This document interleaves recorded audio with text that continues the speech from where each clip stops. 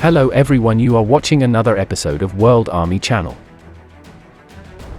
In the later years of the Cold War, Lockheed proposed arming their high-flying U-2 spy plane with experimental long-range anti-ship missiles that would have made it a terror over the high seas.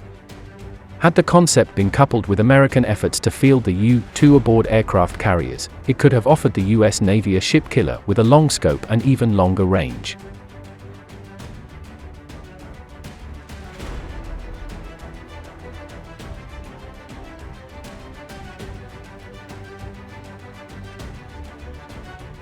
When the U-2 first entered service in 1955, it brought with it an incredible jump in America's reconnaissance capabilities. Designed and built by Kelly Johnson's legendary team at Lockheed's Skunk Works in less than a year, the U-2 was capable of flying at altitudes higher than 70,000 feet, well beyond the reach of even the most advanced and capable Soviet missiles or fighters of the day. But it wasn't just incredible altitudes that made the U-2 special. In an era when aerial refueling had only recently become commonplace for fighter operations, the original U-2 design could cover 3,000 miles without the need for tankers, giving it incredible range and endurance for covert operations over enemy territory.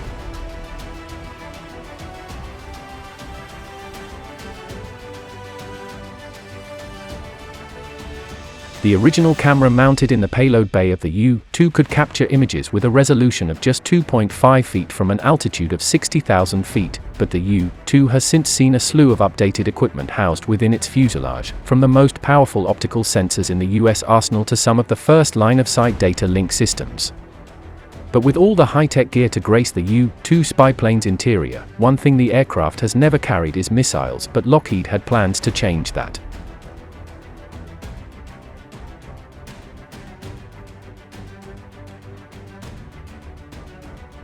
Earlier this month, we reported on America's varied and largely successful efforts to field the U-2 aboard US Navy aircraft carriers as part of a push to eliminate the CIA's reliance on foreign airstrips.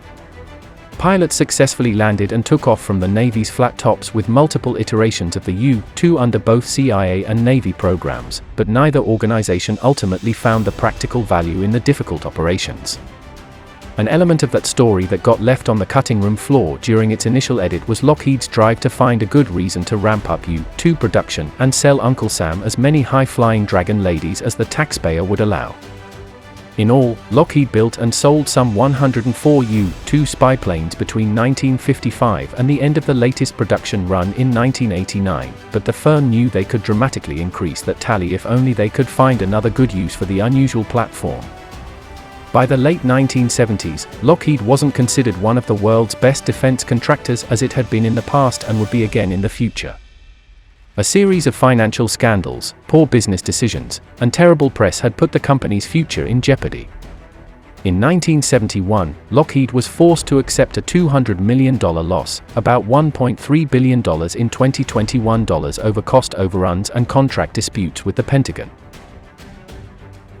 That same year, one of Lockheed's primary commercial engine suppliers, Rolls-Royce Limited, filed for bankruptcy, and the firm was once again forced to approach the US government for a $250 million loan to keep it in operation.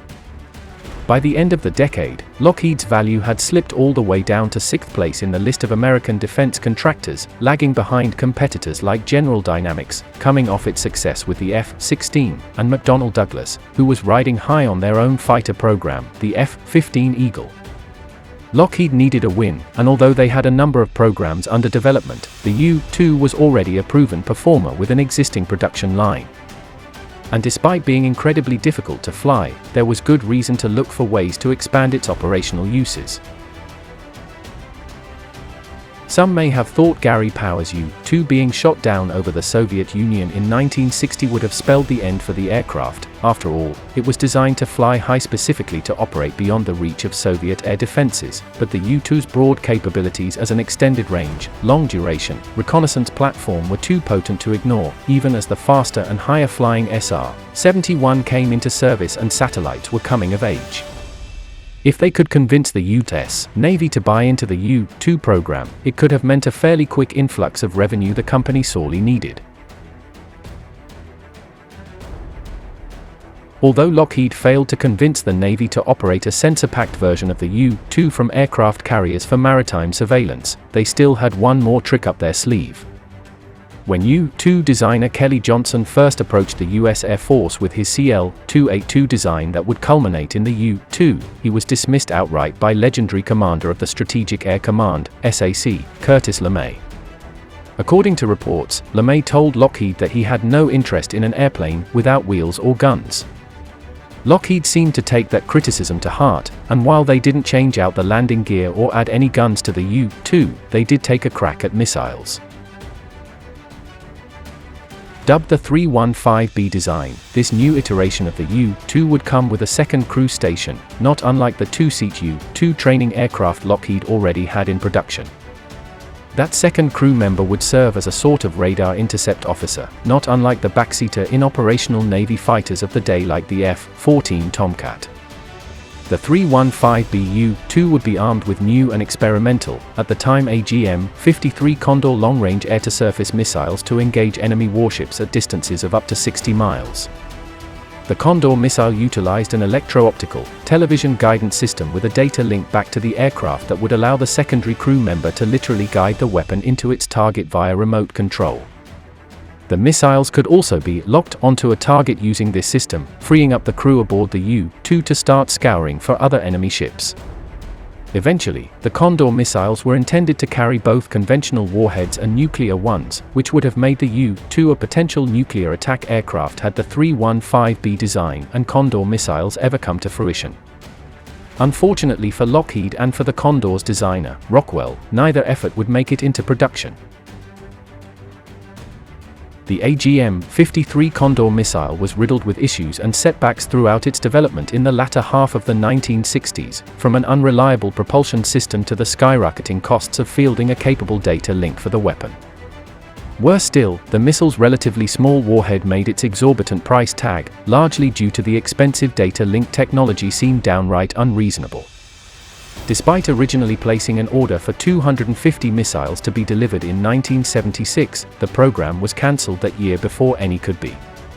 Like the missiles that would arm it, the 315B U-2 Lockheed proposed would never make it into service with the US Navy either.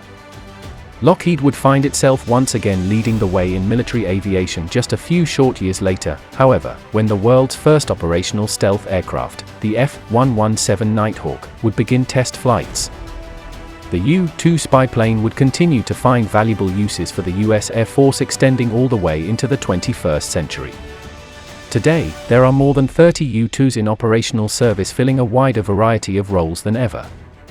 Some have even been used as nodes in secure data links between the most advanced fighters the US has to offer, the F-22 Raptor and F-35 Joint Strike Fighter, both of which come from the same Lockheed Skunk Works stable as the U-2 did itself decades ago.